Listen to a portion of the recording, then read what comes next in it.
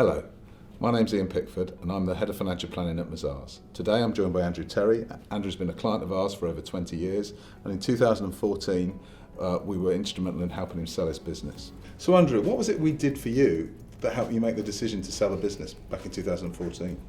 My biggest concern was coming out of one environment, which was the business where most of the decisions we made, going through a complete transition into a state of retirement and being in a vacuum. So what happens after the event that you've no business? What happens about the future? What happens if either of us have to go into a home or something like that? Is the money going to be available? How do we deal with IHT? How do we deal with taxation?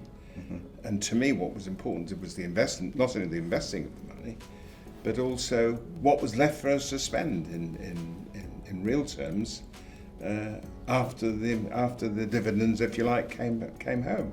I think it's fair to say, Ian, that you successfully managed the transition between being a pension advisor to effectively running my financial affairs after the sale of the business. And what's more important, we're instrumental in how we sold the business, how much we sold it for, and what we do with the money, and making us realise that the future could be as good as the past, if you like, in terms of feeling as if we're in control. I think it's fair to say that you're an extension of our family, really.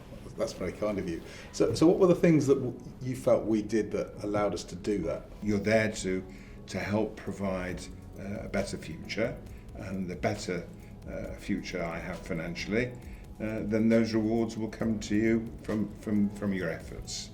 And that was very important to me. So I didn't feel as if I was being ripped off, but I felt as if that you were acting in totally my interests. What advice would you give to a business owner now in terms of them planning their future and potentially selling their business? What are the sort of things that you think they should be thinking about? The most important thing to me was that there should be total continuity.